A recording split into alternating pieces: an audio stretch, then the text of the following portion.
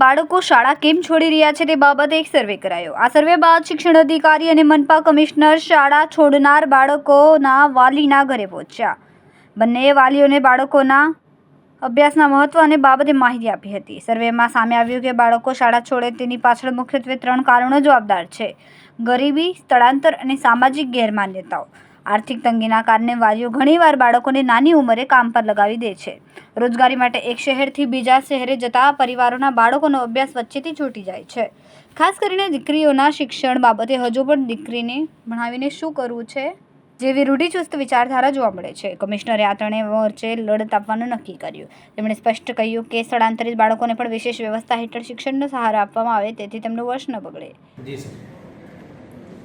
ગુજરાત સરકાર દ્વારા એક મુહિમ ચલાવવામાં આવી રહી છે, જેમાં અમારા માનનીય શિક્ષણ મંત્રી શ્રી પ્રદ્યુમન વાજા સાહેબ, જીવાબા જાડેજા સાહેબ અને અમારા અગ્ર સચિવ તોરવણે સાહેબ દ્વારા સઘન માર્ગદર્શન આપવામાં આવી રહ્યું છે।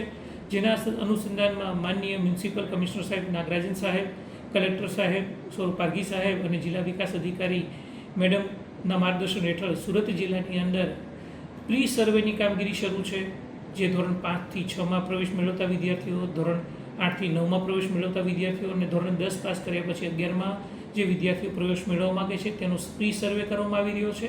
આ ઉપરાંત જે વિદ્યાર્થીઓ ભૂતકાળમાં શાળામાં અભ્યાસ કરતા હતા, શાળા છોડી દીધી છે, એ વિદ્યાર્થીઓને બેક ટુ સ્કૂલ પરત લાવવા માટે, મેઇન સ્ટ્રીમમાં લાવવા માટે થઈ જિલ્લા વિકાસ અધિકારી સાહેબ દ્વારા અને માનનીય મ્યુનિસિપલ કમિશનર દ્વારા દરેક વર્ગ એકડા અધિકારીઓની નિમણૂક કરવામાં આવી છે। અને આ ઉપરાંત તમામ શિક્ષકો, તમામ તાલુકા પ્રાથમિક શિક્ષણ અધિકારી શ્રીઓ, યુઆરસી, બીઆરસી, સીઆરસી, અમારા વર્ગ 2ના શિક્ષણ નિરીક્ષક મિત્રો દ્વારા મુહિમ ચલાવી વાલી અને વિદ્યાર્થીઓની ઘરે મુલાકાત લઈ તેમને મેઇન સ્ટ્રીમમાં પરત લાવવા માટે થઈ એક ભગીરથ પ્રયાસ થઈ રહ્યો છે।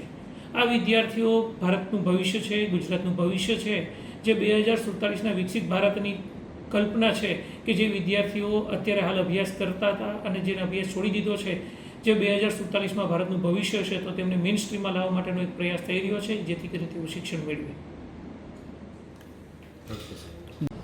બેક ટુ સ્કૂલ જેવા કહી શકાય કાર્યક્રમ આપણે સુરત મહાનગરપાલિકા વતી અત્યારે હાથ ધર્યું છે। ગુજરાત સરકારનું અભિગમ છે કે દરેક દીકરા દીકરીને શાળામાં એડમિશન કરાવી એમને શિક્ષણ પૂરું કરવાનું છે। તો એમાં ખાસ કરીને 5 થી 6 ધોરણમાં જવાવાળા બાળકો, 8 થી 9માં ધોરણમાં જવાવાળા બાળકો અને 10 થી 11માં જવાવાળા બાળકો એક પણ ડ્રોપઆઉટ ના થાય એના માટે આ અભિગમ લીધું છે। સુરત મહાનગરપાલિકાના વિસ્તારમાં 2.5 લાખ જેટલા બાળકોનો આપણે પ્રી સર્વે કર્યો। એની અંદર લગભગ 52,000 જેટલા બાળકોનો સંવેદનશીલ જણાવ્યા હતા। એના આપણે ઘરે ઘરે જઈને સર્વે કરવાનું કામ કર્યું, એમના વાલીનો સંપર્ક કર્યો। અમારી ટીમ, અધિકારીઓ, કર્મચારીઓ, શિક્ષકો બધા વેકેશન હોવા છતાં પણ એમના ઘરે ઘરે જઈને એમને સમજૂતી આપ્યા। એની અંદર ખાસ કરીને 3,168 બાળકો જે છે, જે વાલી મોકલવા માટે તૈયાર ન હતા, એને પણ આપણે છેલ્લા 1 અઠવાડિયામાં પુનઃ એમનું સંતોષ સાથે એડમિશન કરાયું છે અને એમનું નિયમિતપણે બનશે એવું ખાતરી પણ આપી છે। તો એ અમારા માટે ખૂબ અગત્યનું કામગીરી છે કે નવી પેઢીનું નિર્માણ છે શિક્ષણથી જ થાય અને એ શિક્ષણથી કોઈ પણ દીકરા દીકરી વંચિત ના રહે, એ સુરત મહાનગરપાલિકાનું ધ્યેય છે।